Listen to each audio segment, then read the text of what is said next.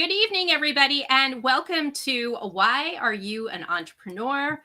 All about the trials and the triumphs of the journey. I'm Maureen Edwards. I'm the founder of 8 Simple Steps. And if you are just tuning in for the first time or watching the replay, what this is all about is me bringing you rock star entrepreneurs at all stages of their journey who are ready to have a rock star conversation about sharing their best practices, their resources, tips, hacks, wisdom, all about small business and how we can go ahead and give you a few simple things that you can take away to move the needle in your business. So tonight, I say it every week. This is no exception. I'm very excited to bring you Charice Hayes, All for One Learning Solutions. She's the CEO and founder. And I just want to say, I just discovered something. She's been in business 11 years. Okay, that's astounding. And so we are going to really dive into how she has made it 11 years when we know the failure rates of new businesses are very high. So Charice, welcome. Welcome, Maureen. Thank you for having me. It's such an honor to be here this evening. Well, I'm thrilled to have you. I'm absolutely thrilled because I think what you're going to be bringing to the table tonight is going to be incredibly helpful for small business owners out there, whether they're just starting, they're building, scaling. So I always start out with my first question. Why are you an entrepreneur? Like, why are you doing this? I love to have the impact and also the opportunity to have some type of impact. You know, people may read around or whatever books, or even may take a business course, and you may read, risk but no guarantee. But I kind of like, okay, all right, entrepreneurship is kind of like taking a risk, but what about the opportunity?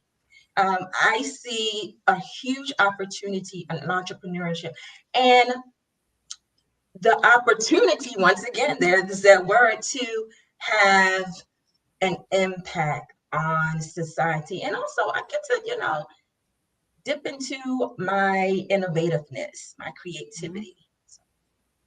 So yes. Tell me the journey to becoming an entrepreneur. How did you start this business 11 years ago? Oh, wow. All right, give it to us. Well, I always had a kind of like an entrepreneur spirit in me. And this is dating back to 2007, where I sold books online. It's almost like a Jeff Bezos in the making. That's what I was thinking. It was like an Amazon thing. Okay. Sold books because I was in education. I used to get a lot of books. And this one particular company would just, send me a whole bunch of books. And these were actually Spanish books. That's my second language. Spanish books. And I said, oh my gosh, what? And literally in my basement, almost up to the ceiling. And a good friend of mine, Dwayne Donaldson, he said, well, put them on eBay. I said, huh? And this was 2007. And then I didn't know much about eBay. So I did my research and I opened an eBay store. Oh. And so for a good, maybe like 4 or 5 months, I was okay with, I was working part-time teaching somewhere, but that allowed me to have income by doing that. And so when I tell this story, I'm like, yeah, I could have been a Jeff Bezos in the making, because he literally started like I think in his garage, like selling books. Yeah, absolutely. But fast forward in 2011, I just got I'm an educator. I'm an educator at heart first. And then when you're entrepreneurs are leaders. And then we also educate others. So with me having an education background, being a teacher or a professor, and I said, well, maybe I can use my talents, my interest, and change it, just focus it in the business. And that's what I did towards the end of 2011. I started my company, which was initially All for One Tutoring. I Oh, rebranded at the height of the pandemic. Your small business, if you didn't have to redo your plan during that time, then I don't, well, what's wrong? yeah. So, all right. So, I'm going to dive into a couple things because you said some really good things here. So, you did you leave a company and this was your side hustle? And then you decided, okay, I am going to start this business and go for it? Or were you working and decided, I'm leaving and that's it? How did that come about? Well, at first, yes, I was with the company and then I left and did part-time teaching, what you call adjunct in the higher education world. But I was fully running a business and doing high side teaching jobs since then. So So the teaching jobs were actually the hustle, the side hustle, well, and you were doing the it became, yes, yes to it give you a little bit of became, income. and So I'll let you in on a little something, Maureen. It's like this is a part of the trials and tribulations. In 2018, with my business, I forecasted because I'm always forecasting, looking at the market, mhm, and we lost a major partner, and that impacted our business revenue. And mhm. so that year, this was the tail end of 2018. I just said, okay, I've always wanted to be a business professor. I've always wanted to be the bit because yeah, I went to school because in higher ed you have to have the credentials, but I went to school to earn those credentials because I wanted to teach students. Remember, I said earlier, I'm an educator, and so now students appreciate me because here is someone. I always tell them my story: a teenage mom, who matriculated through school and was able to do this, this, and this. And I'm actually running a business. It's a small business. We're a team of 12, 13. And we are a team. Notice I said team, not I, me, or we're a Yeah, team. And so I teach my business students a whole, like I am running a business. I'm a small business. We wear multiple hats. I'm the marketing manager, the PR person, the accountant. And so when I started All for One tutoring, then at the end of 2011, it was just solely me, mhm. just me. And I went through the proper business registration. I had legal Zoom help me out. But as I learned, as I progressed, I could have did some of those things on my own. And that's what I teach my students. I started my business with $300. So $300. what was the greatest challenge that you had to overcome as a new entrepreneur when you started just by yourself? It was like an eye opener. But I was ready to get in there and handle it. It first, the small business was solely being me. It was the resources, Mhm. and if not the top reason why a lot of small businesses fail within the first 5 years, the lack of resources. But I had support. No, I didn't have any angel investors. Um, I had support with families and friends, but it was challenging with being a sole proprietor at first. It was solely me. And I Mhm. was just doing mainly online. I was a mainly online business with helping people in other countries learn English, whether it was for school to pass whatever testing or recreational purposes or for work. And so that build the bond and the networking. I immediately tapped into the global market immediately when I started my business. And then I I need to expand because the demand began to increase. And so that's what I did. And by 2014, I was doing things locally as far as tutoring, running after school programming, STEM programming. Had two schools running Wow. programming back then, and Yeah. still doing the tutoring with the international client base and the local tutoring in the Baltimore City and Baltimore County areas.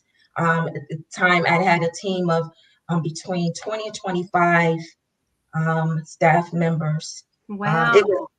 it was So awesome. It was awesome. you grew really, really fast. And that's kind of a double-edged sword for a lot of people. I mean, it's Mhm, like, oh my gosh, I got all this business, but do you really have the infrastructure to go ahead and handle it? You said mhm. something about losing a big partner and that it impacted your revenue. How did you get over, a major thing that could impact your business and the future of it? Um, it was definitely challenging, Maureen. It was challenging, and I stuck with it. I didn't like, okay, then off of one tutoring. We're no longer. I started, pushing, doing putting in proposals, um, RFPs, writing proposals, and then literally like if not later that year, like but at the beginning of 2019, another partner came into play, and that was just a blessing. And that was because of someone else before another partnership that we had that just opened the doors. Right. And so that was just a blessing, blessing. And then guess what? The pandemic hit Yep. at the And beginning a of lot of 2020. businesses had to pivot. So I'd like to get a better understanding of your pivot I strategy. I had to pivot, but I would say prior to the pandemic, it was already in the strategic plan to rebrand.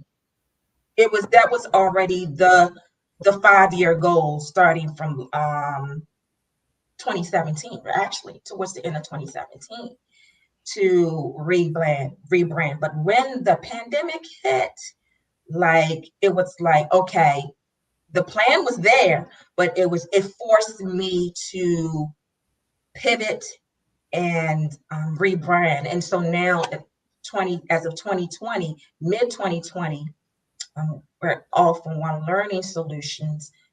We offer a variety of services for, programming, professional development, business research. We house a business research journal, which has a high prestige index and Scopus.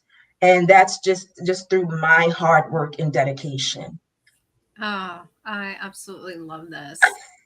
So you went from kind of the tutoring, which, is more maybe micro, and then you switched and opened up all these different channels of opportunities and business roads that you could go. And it only made sense to not call it tutoring, which was kind of one dimensional, right? Right, right, absolutely, So right. what And was, go we ahead. still have the STEM programming, extended learning, but it's both sides where we help K-12 principals, teachers, and even parents. With we still offer tutoring, but that's professional development, um, learning how to code with robots, and it's just I'm just so blessed to be able to provide that.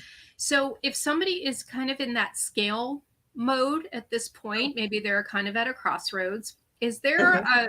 a certain, is there advice to them that you'd like to share as to what the proper way would go to open up all those new things? Is there a process, or is there something they should have in place? What should they do? Survey your market. Mm. Survey your market. Who first you need to know who your market is. Right. You need to know who your market. You have to do the research. You have because you can't just I just pull something out of the sky without looking at trends, without knowing your target audience. You have to survey your market, and that's what I did. I jumped when I knew that with the pandemic hit, and then everyone was forced, right, to be remote, even schools. And then you had teachers who didn't have the proper training to even do remote virtual Mm-hmm. learning, online classes. And so that's where I came with part of my professional development. I mean, I held workshops for, online best practices for online teaching, course design. And so that even institutions like higher ed institutions, they were having a hard Yes. time. Yes. It is a totally different dynamic. And so, did you ever think something so horrible like a pandemic would actually come out for a small business owner and offer opportunities? Crises can offer opportunities that you probably never thought possible. No, no, but I would say it wasn't such of a big shift for me because I had the infrastructure, the plan. And so it was easy for me to, well, no, not too challenging for me to navigate where some people it was very challenging. And I guess, and I think that helped me stay afloat. It's almost like a contingency plan. Yes. I mean, Yep. you need to have one. You And do. so, It's like and not so, just an exit plan, but how do I mitigate risk? It could go this way, it right, could go that way. Like you have to be right. looking out years ahead. And kudos to you that you weren't just in the day to day, but you were thinking big picture. And so you've done so many things right. But here I'm going to give you kind of a curveball. Mhm. What was one thing that you did not do right that you would say, I'm not making that mistake again? Well, I when I would say I had to learn when I first became an entrepreneur and I got a little bit of some staff. I I'm not going to say the autocratic leadership, but it was kind of, you know, you do as I say, and that's it. No ifs, ands, or buts. Yes. I had to learn, and that was just through taking some classes on better networking or with going to webinars or workshop with SBA or SCORE, and just being around other leaders who portrayed or implemented a different leadership style. And so today, well, that was years, the first couple of years of me starting. I will never, because your business will never get far with that type of, like, I would say, micromanage. Yeah. Um, it would, you'll face constant turnover, a revolving door, um, goals, strategic, tactical goals won't be attained because you have that raw revolving door. And I'm all team. I support my team. And if my team have any business ventures, I give them advice, because they see what I do and I include them in everything. If we have an agenda, what should be on it? It's not me. It goes around. What should be added? We are a team. We are our team. And Right. so let's act as one. Yeah. Well, I mean, that can be kind of a rookie mistake when you first start a company. You feel like you can do it all. It's your baby, right? Mm-hmm. And you know what? You're kind of protective of it.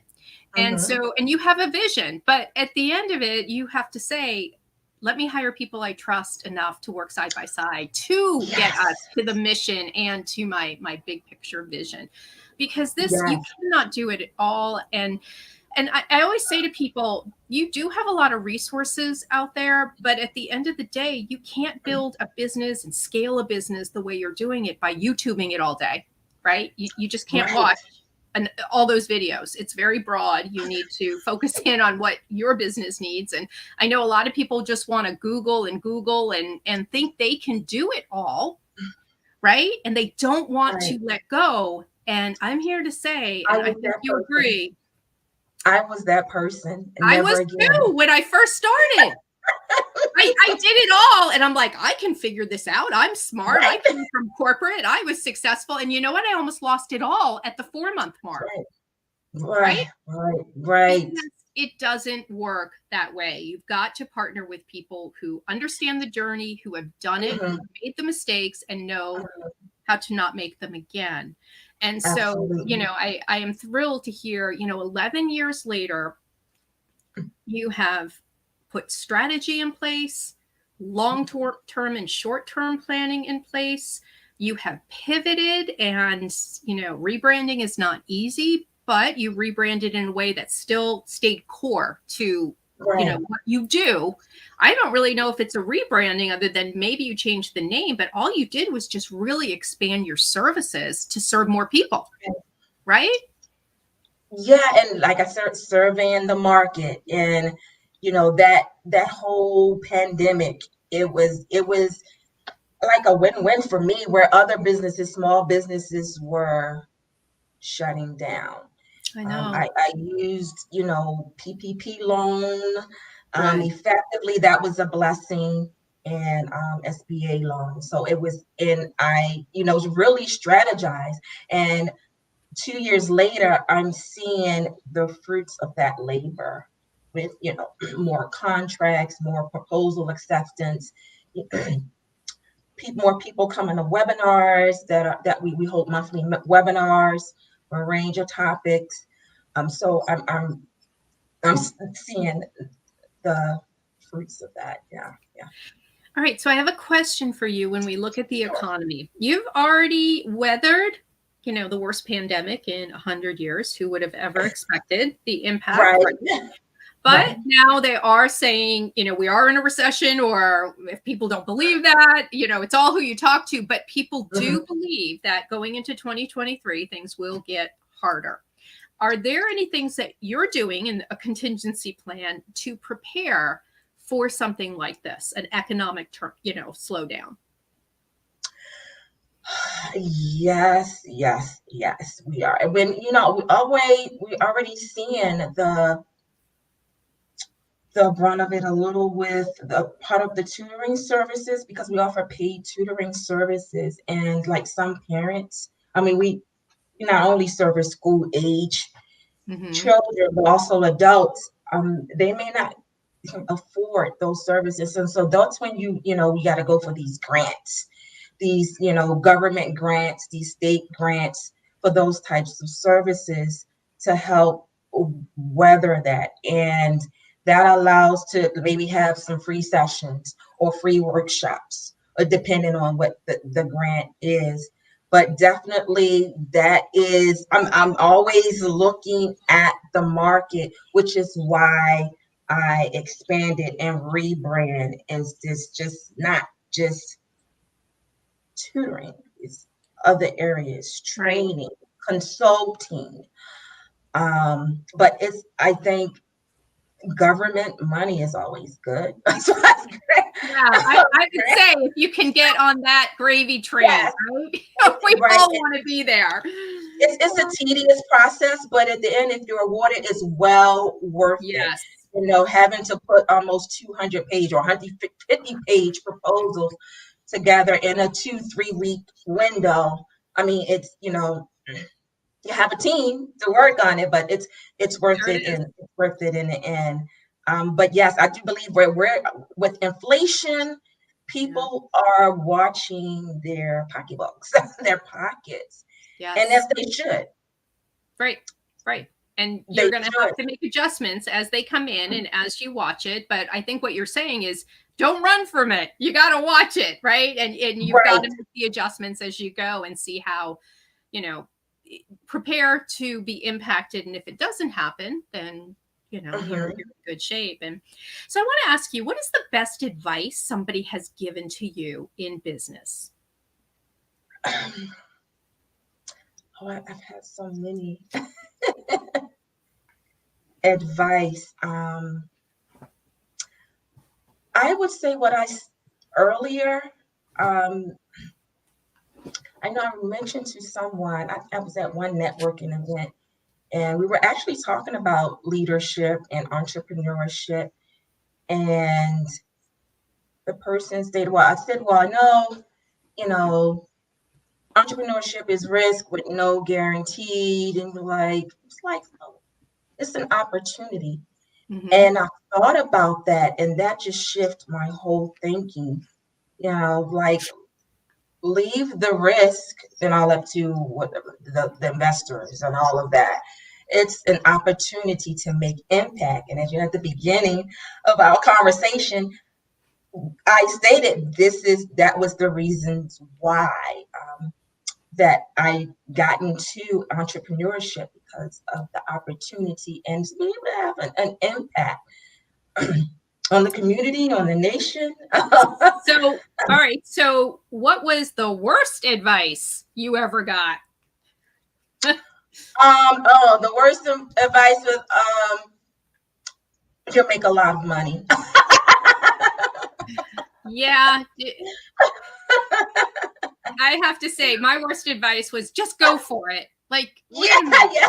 Just go for it. I say work on somebody else's dime for as long as possible until you get some clients. You go ahead and feet wet in what it takes, make some mistakes, and reduce your fear, and then you can go for it. But right. Yeah, we've all had advice that maybe we could do without. So yeah, absolutely. Well, and also another is just that to get a lawyer when I'm starting a business, which is, I mean, me, I do a lot of research, and so I didn't have to hire a lawyer initially when I started out. I just went through the proper steps right. to start my business. $300. That's all that, with the filing and all of that. It didn't cost thousands and thousands and thousands.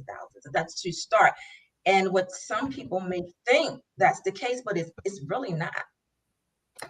So, what is your greatest lead generation type of campaign? How do you actually connect with your right fit client in your marketing strategy? Well, a lot of things. Well, word of mouth is still, golden. Yeah. Yeah, we're in the digital age. We have social media, and that is a big portion of what our target audience gravitate to as far as our services. Because you have to understand the analytics. With Facebook, and you really in the Google ads and all of that. And you really and really have to understand that. But when clients come to us, that's one of the questions that we ask is, how did you hear about us? And it may be word of mouth, or this school principal, or somebody I know went to one of your workshops or something, and Googling. So that lets me know about the search engine optimization, or social media, more particularly Twitter. So Twitter's Instagram. More of your type of platform that works for you. Yes. Instagram and Twitter. I always tell other leaders or entrepreneurs, you don't have to be on every single social media site. It's just impossible. It's just too much. That's what I say. Just pick a few where your ideal audience is, right. And just maximize the features that are on that. And so thank you for reiterating that. All right, everybody, did you hear what Charice said? Because pick where your audience is. And I may be a little surprised that yours is on Instagram, but if you've tested it and that works, I'm happy to hear you chose Twitter. I always say Facebook isn't for everybody. So thank you very much for saying don't get overwhelmed with this. So, so I would like people to know how to get a hold of you if they would like to learn more about you and what you offer and how amazing you are. Sure. They can give us a call at our toll-free number, 888-289-7111, or you can email at info@all, the number 4, one spell out ONE learning LEARNING.org. And we're also on Twitter Yes. and all for one learning, and Instagram, all for one solutions. Perfect. Perfect. Well, I have absolutely loved getting to know you and, hearing about the impact that you want to make out there and seizing the opportunity of entrepreneurship, because that's what it's all about. And Yes. you have really demonstrated what it takes to scale, what it takes to pivot, and what it takes to really be strategic. And I have just loved everything you have said. And so I hope you'll come back when we hear about like the next phase and the next I scale. should, And, you yes, know, I have, yes, I would love that. I would love that. I enjoyed yeah. our time so much, Maureen. Thank you so much. Thank you so much for being here. And for everybody out there, I thank you for tuning in, and I hope you have picked up a few nuggets. I've picked up some real gems from Charice, and that's what this is all about. So tune in, LinkedIn Live, Facebook Live, and YouTube Live every Thursday at 5 p.m. Eastern Time. And if you would like to elevate your authority and be able to help other entrepreneurs out there, please DM me and let me know. I would love to talk with you about being a guest, letting people know about your journey, and having a rock star conversation, because if you are in business, you are a rock star. So thank you very much. And we're out of here now. So 5, 4, 3, 2, 1. We're going to end the broadcast. And please DM me on any one of my social media channels if I can help you out. Thank you so much.